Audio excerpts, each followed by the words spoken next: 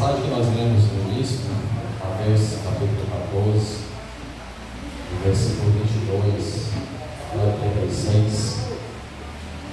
Aleluia.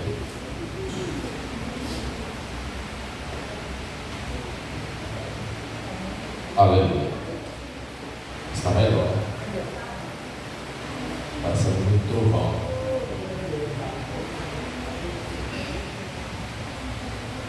A passagem entre os irmãos, muito conhecida, né? Até entre os ímpios também.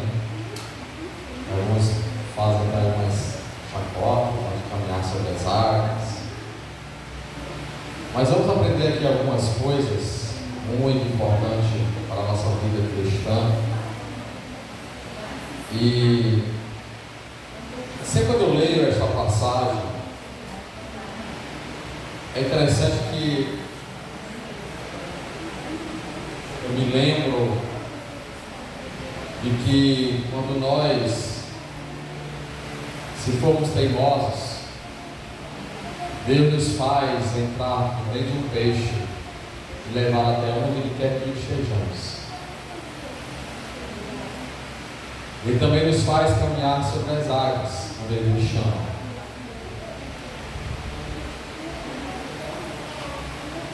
E em momentos de dificuldade também, Ele abre essas águas e nos faz caminhar a pés enxutos diante de uma grande dificuldade. Essa passagem ela fala, se nós observarmos, e hoje é culto de missões, é algo para refletirmos qual é o nosso propósito de vida. E mais na frente eu irei explicar claramente. E falando em propósito de vida, eu quero trazer, antes de entrar definitivamente na palavra, exemplo de pessoas como eu e você, que tiveram bem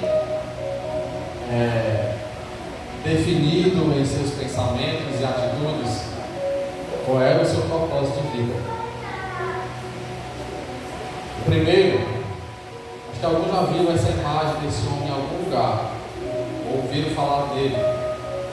Nick Vujicic, acho o nome dele, aquele homem que nasceu sem os 4 membros, sem as 2 pernas e sem os 2 braços.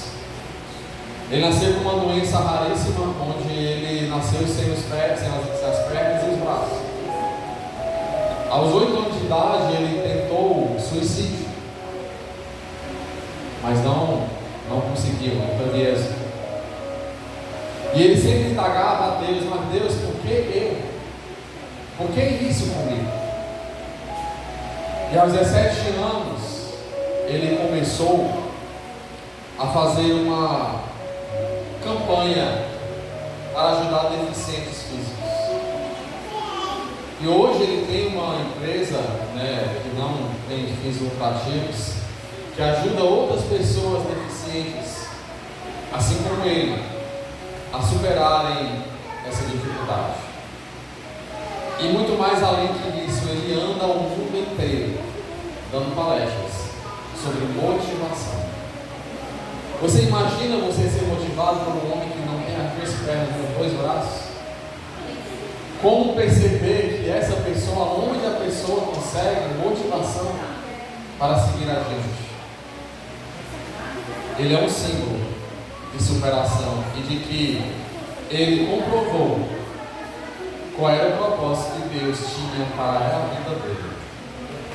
Porque olhar para uma vida assim que começou de uma forma tão cruel, como ver propósito diante disso? Mas ele encontrou o propósito da vida dele. O segundo que eu quero trazer, talvez mais conhecido, Albert Einstein. Mas qual foi a dificuldade que Albert Einstein passou? Para quem não sabe, acho que o Pedrinho sabe, ele pesquisa muito sobre ele. Albert Einstein foi um péssimo aluno. Ele sofria bullying na escola. Os professores rejeitavam a ele porque ele não era bem compreendido. Então ele foi um péssimo aluno. Parece que até reprovado em matemática ele foi, né? Foi reprovado em matemática. maior cientista do século, foi reprovado em matemática. Mas na realidade, ele não era bem compreendido. E quando ele começou a fazer os seus estudos e as suas descobertas, foi aí que ele começou a não perder o foco. Ele foi incansável nos seus propósitos, de que aquilo que ele acreditava, a humanidade toda teria que saber. E ele foi incansável nesse propósito. Ele não desistiu daquilo que ele acreditava. O terceiro exemplo, talvez vocês vão conhecer. Só antes de seguir para o terceiro, esqueci de falar aqui uma frase do Albert Einstein que ele falou: há duas formas para viver a sua vida. Uma é acreditar que não existe milagre. A outra é acreditar que todas as coisas são um milagre. É interessante você ver isso na boca de um cientista, né? Mas ele falou essa frase: e eu e você, nós somos um milagre. E quando deixamos de acreditar nisso, muitas coisas mudam em nossa vida para pior. Ele era judeu, acreditava em Deus, né? E o terceiro e último exemplo que eu quero trazer é de Chris Gardner. Quem sabe quem é esse homem? Um dos homens mais ricos dos Estados Unidos. Aí se eu falar do filme A Procura da Felicidade, vocês vão saber. Sabe desse filme? A Procura da Felicidade, com Will Smith e o seu filho. Eles atuam nesse filme juntos. E ele é o pai, ele é o filho, né, no próprio filme. Conta a história deste homem, Chris Gardner. Esse homem chegou a mendigar e a pedir esmola na rua. Mas o seu sonho era investir nas bolsas de valores dos Estados Unidos. E ele não desistiu desse propósito. E quando ele teve a sua primeira oportunidade, ele agarrou com todas as forças que ele tinha. Eu lembro da cena do filme é que as pessoas que estavam no curso junto com ele, no treinamento com ele, que iria ter uma aprovação, no intervalo as pessoas saíam, ou então saíam para beber água, saíam para o banheiro, e ele passava desde o minuto que entrava até a hora que saía, ele não saía ficando de forma nenhuma. Me perguntaram: tu não bebe água? Se eu for beber água, eu perco tempo bebendo água, depois perco tempo indo para o banheiro. Porque o fato de beber água me dá vontade de ir ao banheiro. Então não posso perder o tempo. E ele foi incansável na busca do seu propósito. Porque ele tinha muito bem na mente qual era o seu propósito. E, irmão Remo, o que isso tem a ver com essa passagem? Nós vamos ver e perceber que nessa passagem, primeiro, o maior personagem dessa história, é claro, é Cristo Jesus. Ele é o protagonista dessa passagem.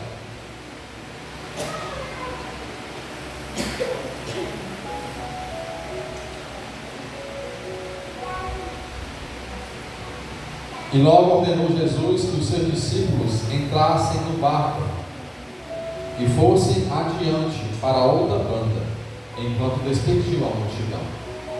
É necessário que nós vamos abrir lá em João, no Evangelho,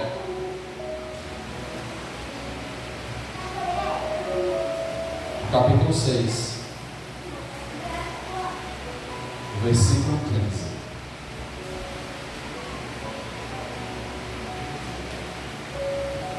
Que diz o seguinte: sabendo, pois, Jesus que haviam de vir arrebatá-lo para o fazerem rei, tornou a retirar-se, ele só, para o monte. O que foi que aconteceu na passagem anterior? A multiplicação dos pães. E a multidão, depois do ocorrido, queria fazer o quê? E colocar o Senhor Jesus como rei de todos eles. Colocaram no pedestal, colocaram no alto trono, colocaram, enfim, fazer essas coisas que nós gostamos de fazer, né? De engrandecer as pessoas, de, no popular, babar as pessoas. Tem pessoas que gostam de fazer isso, né? Tem pessoas que gostam de ser babadas. Mas, nessa passagem do versículo 15, fala: sabendo, pois, Jesus que havia de vir arrebatá-lo para o fazerem rei, tornou a retirar-se ele só para o monte. Ele se retirou. Como qualquer outro relato da Bíblia, é importante que nós venhamos ver o contexto da passagem que nós lemos em Mateus capítulo 14. A história se desenrola seguida por um tumulto, que é esse tumulto que eu falei aqui lá em João 6,15, onde a multidão queria fazer isso por Jesus, mas ele não queria. Em resposta, Jesus mentalmente ele se despede de seus discípulos enquanto se despedia a multidão e subiu sozinho para o monte. Ele não queria aquilo que a multidão iria fazer com ele. Por que Jesus evitou uma oportunidade tão boa? Por que ele rejeitou essa babação daquela multidão? Por que ele rejeitou ser chamado e colocado como rei por aquela multidão? É interessante nós observarmos os detalhes da palavra. Por que a multidão queria colocar Jesus como rei? Por causa dos milagres, por causa do que Cristo fez para a multidão. Ser o rei dos judeus, com certeza, soa impressionante, né? Você ser colocado num alto cargo, você ser colocado num alto escalão, você ser colocado num lugar alto, soa impressionante. Muitos buscam essa impressão. Essa não era a missão de Cristo. Esse não era o propósito ao qual ele foi colocado nesta terra. O plano de Deus para ele era sofrer e morrer e ser crucificado e ressuscitado ao terceiro dia. Da mesma forma, Deus ele tem um plano para mim e para você. E partindo dessa certeza e dessa convicção, acontecem algumas coisas em nossa vida. Ele quer que sigamos o plano antes que Ele nos abençoe. Você tem que seguir o plano de Deus em sua vida. Cristo, Ele sabia disso. Ele não queria primeiro ser abençoado para depois seguir os planos de Deus em sua vida. Mas Ele veio como um exemplo perfeito para cada um de nós. Então, Ele nos dá uma receita. Para sermos abençoados, temos que seguir o plano de Deus em nossa vida. Assim como Nick, aquele homem que eu falei no início, percebeu qual era o seu propósito neste mundo. Assim como Albert Einstein incansavelmente não desistiu dos seus propósitos. Assim como Chris Gardner, também não desistiu. Mas é importante nós sabermos qual é o propósito, qual é o plano de Deus em nossa vida. E sabendo esse plano que Deus tem para a nossa vida, que é que venhamos ser salvos e morarmos com Ele na eternidade, este é o plano. A palavra revela que nós iremos nos encontrar com Ele nos ares, para morarmos com Ele na eternidade. Esse é o propósito de Deus para cada um de nós. É claro, Ele deve ter outros planos também para você nesta vida. Por que Ele tem permitido certas lutas em sua vida? Por que Ele tem permitido certas situações em minha e em sua vida? Tudo é propósito de Deus. O que devemos é tentar perceber e aprender e pedir a Ele revelar esses propósitos para a nossa vida. E Deus, sabendo os planos, acontecem algumas coisas depois disso. Vamos para a passagem, Mateus 14, 22. Vamos reler o 22 e 23. E logo ordenou Jesus que os seus discípulos entrassem no barco e fossem adiante para outra banda, enquanto despedia a multidão. E despedida a multidão, subiu ao monte para orar à parte. E chegada já à tarde, estava ali só. Temos que perceber que vai aparecer no meio do caminho, quando seguimos o plano de Deus, vai aparecer as distrações. Eu lembro, não sei se a irmã Vanessa ou a irmã Bárbara vão lembrar, o Adeneto, não sei se elas eram dessa época na Marisol, onde que, eu acho que era um mecânico que morava aqui na Pacatuba, que ele ia trabalhar sempre, não sei se era mecânico, não lembro direito, que ele ia para Marisol de moto, e muitas vezes sem capacete, e ele não tinha habilitação, né? Então ele indo de moto aqui em direção a Marisol, na CE, de boa, tranquilo, na sua faixa de direita, normal, não muito rápido, e na frente dele vinha uma Topic, e a Topic vinha na sua frente, na mesma faixa, e ele se distraiu para falar com um amigo do outro lado da via. E ao se distrair, a Topic parou na sua frente. E ele bateu na traseira dessa Topic e deu a ordem na mesma hora. Eu me lembro desse caso. Não sei se os irmãos que trabalharam, não lembro o nome, não lembro se era mecânico ou se era distribuidor. Não me lembro direito. Mas eu me lembro desse caso. E aí foram ver que também o rapaz não tinha habilitação, enfim, foi esse o reboliço. Mas as distrações, ele estava muito bem atento na via, mas ao se distrair, perdeu o foco do seu caminho. E o inimigo, ele faz muitas vezes isso em nossa vida, quer nos colocar distrações para perdermos de vista os planos de Deus em nossa vida. As multidões queriam que Jesus fosse rei sobre eles. Isso certamente era uma distração. Olha Cristo, vamos te colocar como rei, vamos te colocar como maioral, porque assim é que nós o vemos diante de nós. Mas fazendo isso, Cristo ia se distrair do maior propósito da sua vinda para esta terra. E certamente era uma distração, porque não era o plano que Deus tinha em mente para ele. A resposta de Jesus foi dupla. Ele imediatamente se afastou da fonte das distrações e foi diante de Deus em oração. Você vê no versículo 23. E despedindo a multidão, subiu ao monte, se isolou e orou à parte.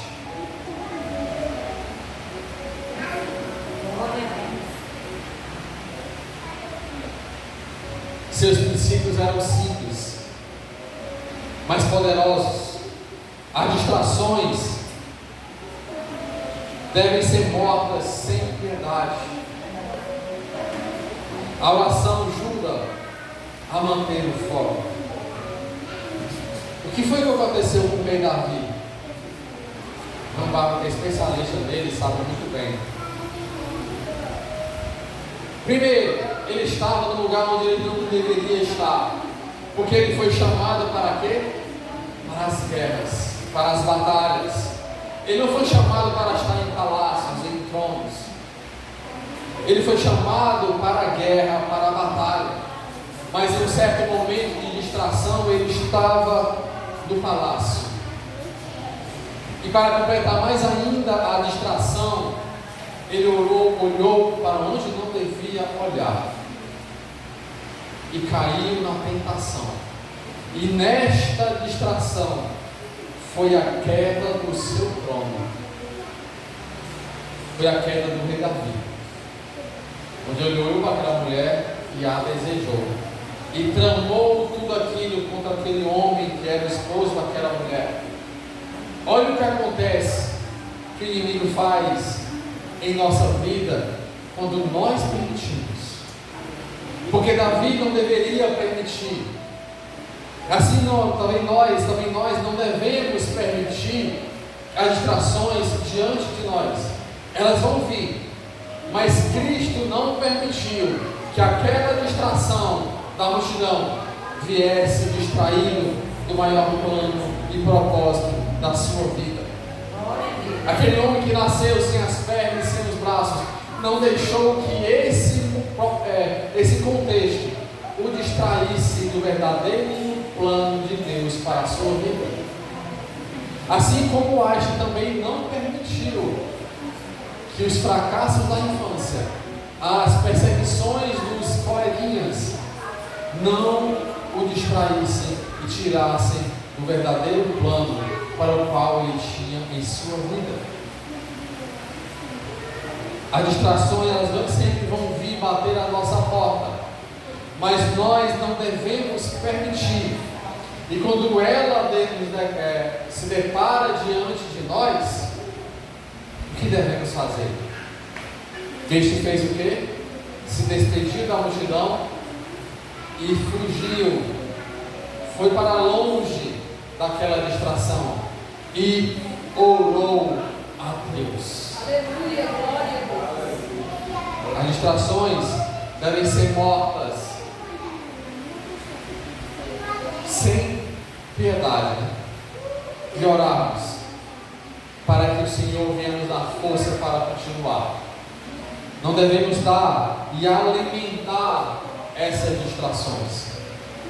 Segunda coisa que acontece muito quando estamos nessa caminhada, seguindo os planos de Deus.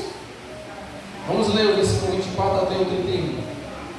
E o barco estava já no meio do mar, açoitado pelas ondas, porque o vento era contrário. Mas à quarta vigília da noite, dirigiu-se Jesus para eles, caminhando por cima do mar. E os discípulos, vendo caminhar sobre o mar, assustaram-se, dizendo: é um fantasma, e gritaram com medo. Jesus, porém, lhe falou logo, dizendo: tem de bom ânimo, sou eu, não temais. E respondeu-lhe Pedro e disse: Senhor, se és tu, manda-me ir ter contigo por cima das águas. E ele disse: vem. E Pedro, descendo do barco, andou sobre as águas para ir ter com Jesus. Mas, sentindo o vento forte, teve medo, e começando a ir para o fundo, clamou-lhe dizendo: Senhor, salva-me. E logo Jesus, estendendo a mão, segurou e disse-lhe: homem de pequena fé, por que duvidaste? Mateus então se volta para os discípulos, aqui na passagem. Primeiro ele fala e foca em Cristo. Mas agora nessa passagem de 24 a 31, o escritor do Evangelho, Mateus, foca agora nos discípulos. O que acontece com os discípulos? Eles estão agora num barco sem Cristo. E neste barco acontece uma grande tempestade. O mar fica revolto. Lembrando, abro um parênteses aqui, que passados anteriores, esses mesmos discípulos tinham passado por uma tempestade, e que Cristo estava no barco, dormindo, né? E ele acordou e acalmou a tempestade. Agora, nesse contexto, os discípulos estavam no barco, mas Cristo não estava com eles. Cristo mandou eles ir atravessar para a outra banda, mas Cristo não foi com eles. O barco estava no meio do mar e balançava de um lado para o outro pela revolta do mar contra o barco. E é interessante aqui que o escritor nos apresenta, aqui é a segunda parte que eu falei, quando seguimos o plano de Deus, surgem medos. Será que realmente esse plano é o plano de Deus para a minha vida? Será que realmente isso tudo vale a pena? O medo. Mas aqui o escritor ele nos traz duas fontes de medo. Primeiro, versículo 27, Jesus, porém, lhes falou, não, 26, os discípulos, vendo caminhar sobre o mar, assustaram-se, dizendo, é um fantasma, e gritaram com medo do sobrenatural, o medo daquilo que não conseguimos alcançar com nossas mãos, o medo do sobrenatural que muitas vezes nos traz incertezas quando olhamos somente no olhar natural. Será que estes planos de Deus para com minha vida é verdadeiramente algo bom para mim? Será que toda essa luta vale a pena sofrer tudo isso? E aí vem pessoas, muitas vezes até da família, e indagar e querer colocar dúvidas em nossos planos, em nossa caminhada.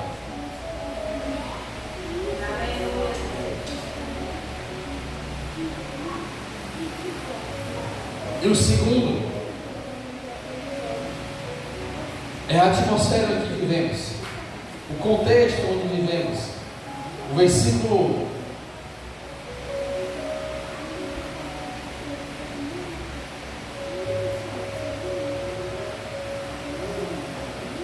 30, mas sentindo o vento forte, teve medo. Que é medo, né? A atmosfera, aquilo que nos rodeia, o contexto onde vivemos, que muitas vezes, quando olhamos somente no olhar natural, vemos o que?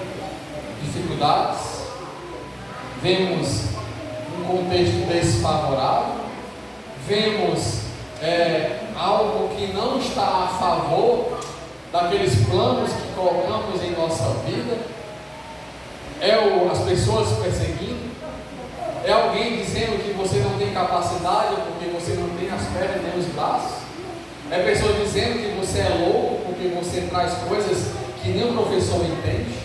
Estou dando exemplos de Einstein e de aquele outro homem.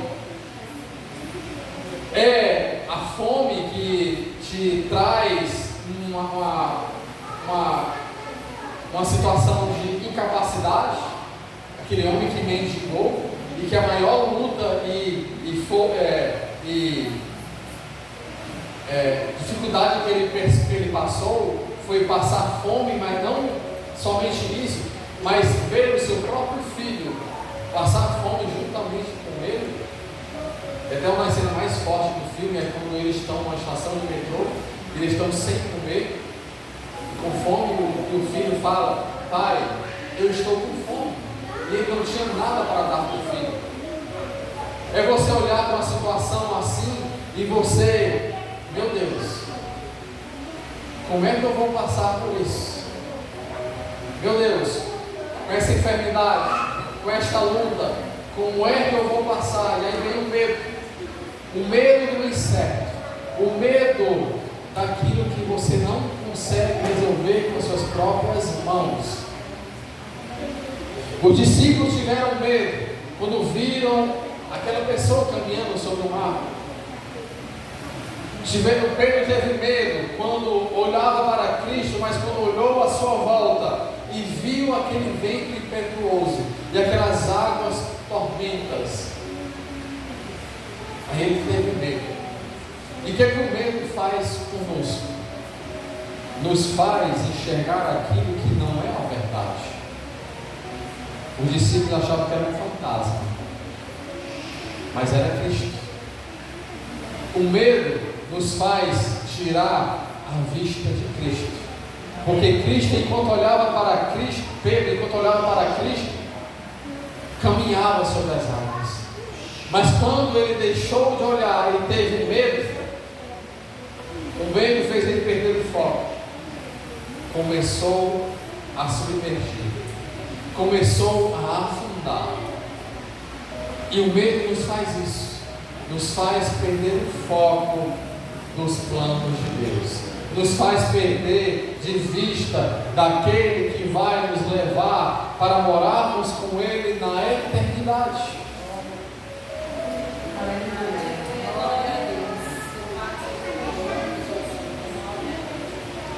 O plano de Deus para você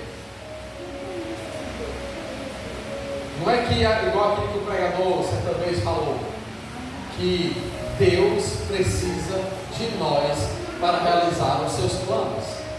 O sangue de Jesus tem poder. Deus não precisa de mim e de você. Ele usa-nos para mostrar para mim e para você que nós não somos nada sem Ele em nossa vida. E Ele quer usar a mim e a você para mostrar que Ele é soberano e que você sim é capaz quando Ele está te usando. Tudo posso naquele que te fortalece, não é em ti mesmo. Tudo posso naquele que me fortalece, porque é Ele que nos dá força. Quando sabemos que somos fracos, aí é que somos fortes. Paulo falou isso. Quando somos fracos, aí é que somos fortes. Mas quando somos fortes, aí é que somos fracos. Não devemos deixar que o medo assombre as nossas convicções. Não devemos deixar que o medo nos desvie dos caminhos do Senhor. O plano de Deus nunca pode acontecer quando você se deixa levar pelos medos. Ele não vai acontecer quando você se deixa permitir o medo.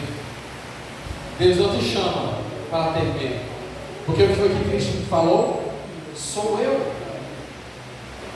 O que Cristo está fazendo nesse momento, quando Ele fala isso para os discípulos?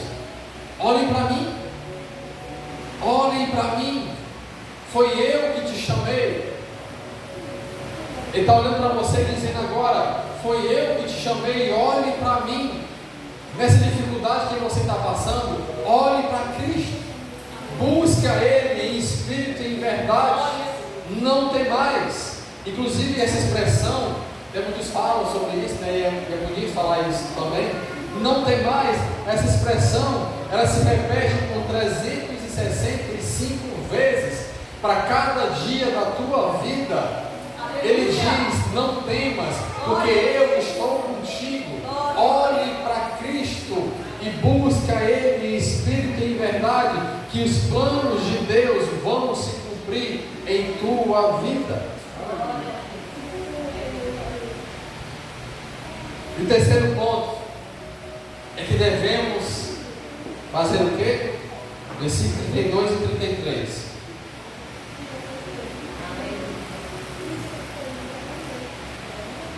E quando subiram para o barco,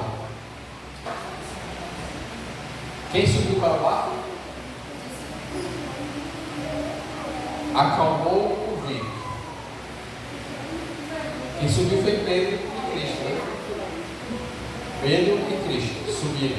Os outros dois estavam fora do barco. Eles subiram do barco e acalmou o vento. É interessante aqui que não houve nada.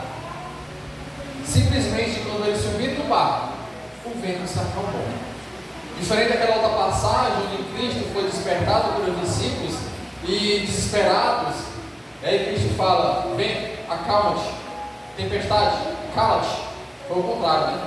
Vem, cala-te, tempestade, acalma-te. E aqui foi o contrário, né? Subiram do barco e o vento se acalmou. O versículo 33. Então aproximaram-se os que estavam no barco e adoraram-no, dizendo: és verdadeiramente o Filho de Deus. O que a multidão queria fazer com Cristo? Colocaram como o quê? Como rei. Mas Cristo não queria. O que foi que os discípulos tiveram agora a convicção? Que ele era o quê? O Filho de Deus. Olha os planos de Deus.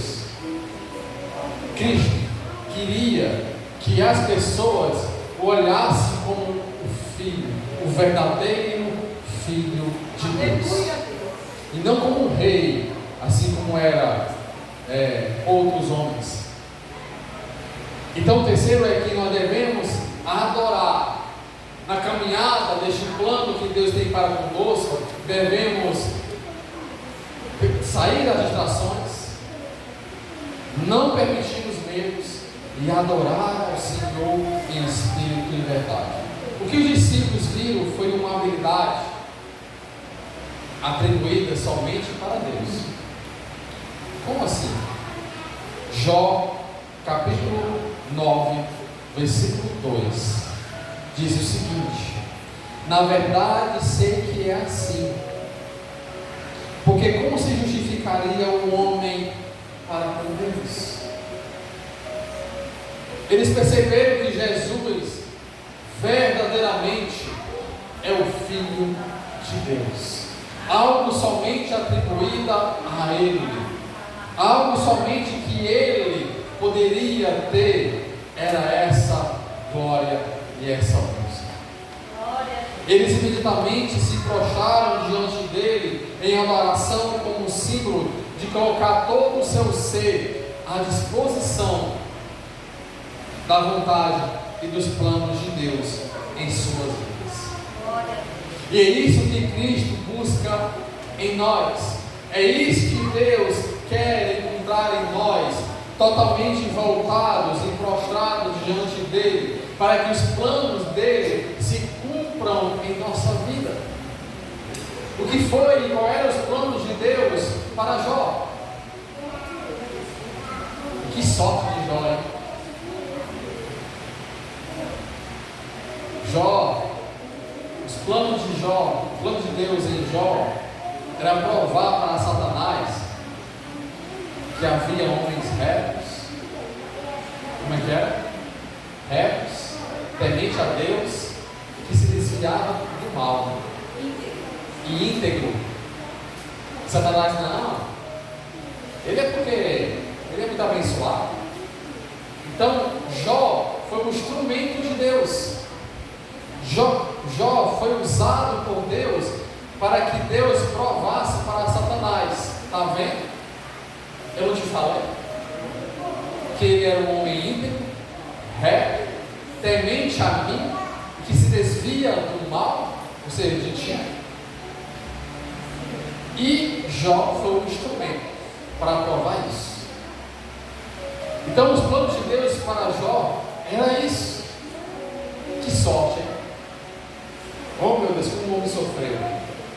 E alguns oram pedindo a paciência de Jó.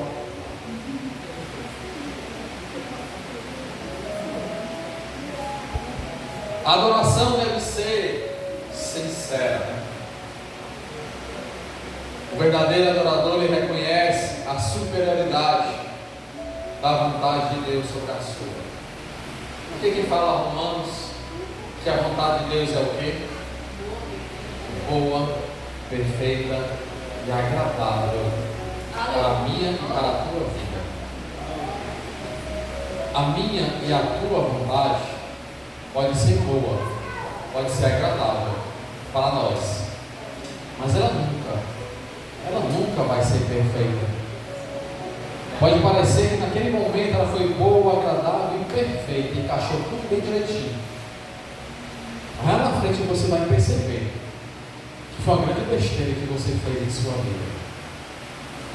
Por isso que a vontade de Deus, ela é boa, perfeita e agradável, porque Ele sabe verdadeiramente o que é melhor para a nossa vida. E outras lições que aprendemos quando Jesus anda sobre as águas. Primeiro foi aquilo que eu falei, que não importa para onde Deus quer nos levar, às vezes Ele faz como fez com Jonas, nos coloca em cada embaraço entre aspas. Parece ser embaraço, mas não são propósitos de Deus. Ele pode te fazer ser engolido por um peixe, para te levar até onde Ele quer que você esteja. Eu quero que você esteja aqui, seu teimoso. Jonas foi teimoso, e muito mais que teimoso, ele era egoísta, não queria que Nínive recebesse a pregação do Evangelho. Mas pode ser também que nós venhamos nos comportar como aquele povo que saiu do Egito. E Moisés, que achava que não tinha saída, que Deus colocou numa emboscada, na verdade. Mas Deus nunca nos coloca numa emboscada. Ele queria que o povo percebesse que Ele ia abrir o mar para o povo passar a pés enxutos. E pode ser que também Ele nos coloque para caminhar por sobre as águas. E outras lições que aprendemos é que nós devemos, resumindo, evitar as distrações, não olhar nem para a direita, nem para a esquerda, e muito menos para trás. Quem anda olhando para o retrovisor é quem anda somente de ré. Na verdade, não. Nós olhamos às vezes para o retrovisor só para saber se estamos sendo perseguidos, né? Quem anda somente olhando para o retrovisor é quem se anda de ré. Você está andando para frente, indo para frente. Não é para trás que você vai andar. Você vai andar para frente. Então olhe pelo para-brisa e não pelo retrovisor. Deus tem planos para você prosperar. E a prosperidade aqui não é aquelas que muitos pregam de um carro novo, uma casa grande, em frente a uma bela praia, vai ter isso e aquilo. Não é isso. A prosperidade aqui é muito mais além do que isso. É morar com Ele na eternidade. Não vai haver mais dor nem sofrimento. Você não vai precisar mais dessas riquezas. Por quê? Porque não precisa. Nem só vai existir, porque a própria face do Senhor brilhará sobre nós e nós cearemos com Ele na eternidade. Imagina só você receber a ceia do Senhor nas mãos de Cristo. Existe glória maior do que isso? Existe bênção maior do que isso? Prosperidade maior do que essa? Não vai haver mais sofrimento, nem ranger de dente, nem luta, nem enfermidade. Ele quer dar esperança para você de futuro. Jeremias 29:11 confirma isso. Porque eu bem sei os pensamentos que penso de vós, diz o Senhor, pensamentos de paz e não de mal. Olha aqui os planos de Deus: pensamentos de paz e não de mal, para vos dar o fim que esperais. Qual é o fim que nós esperamos para a nossa vida? O que é que nós tanto buscamos nessa vida terrena? Não é alegria e paz? Não é isso que nós tanto buscamos? Por que trabalhamos? Para sustentar, ganhar nosso pão de cada dia, ter uma certa diversão, para no fim sentir o quê? A alegria. Certa vez um jovem que era muito, como é que diz aquelas pessoas que sempre buscam riquezas? Ambicioso. Um jovem muito ambicioso, né? Normalmente esses jovens de 20, 22 anos que estão na faculdade, a maioria deles são ambiciosos, né?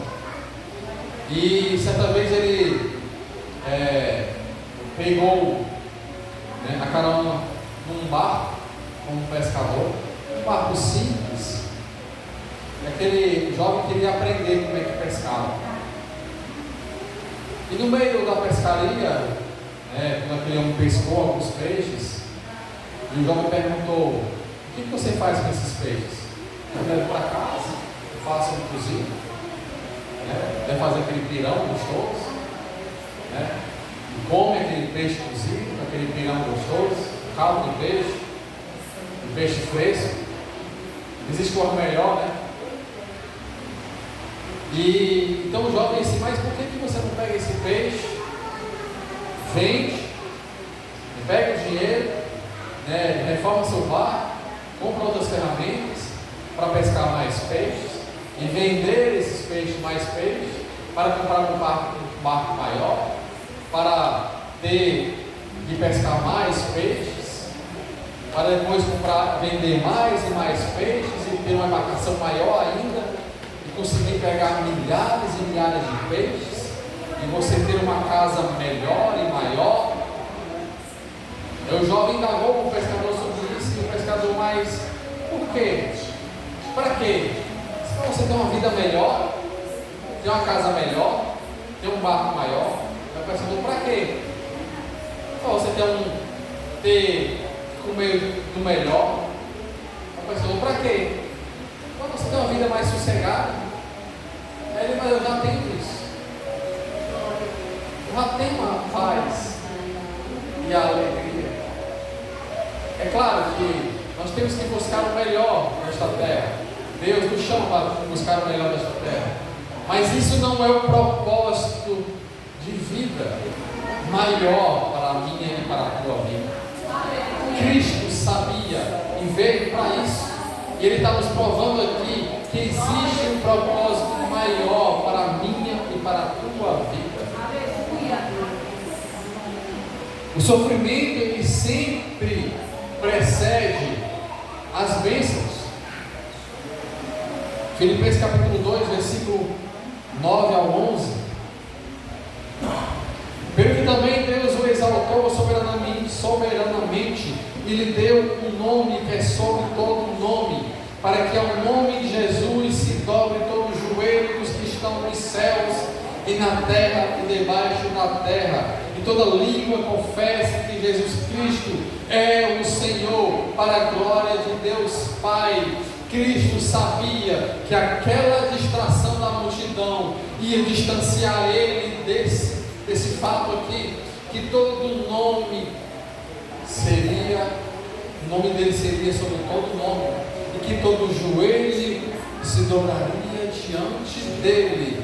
Esse era o propósito que não podemos perder de vista.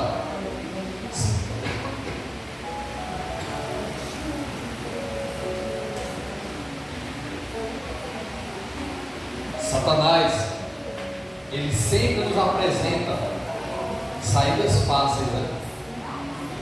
É um caminho largo, é uma porta larga,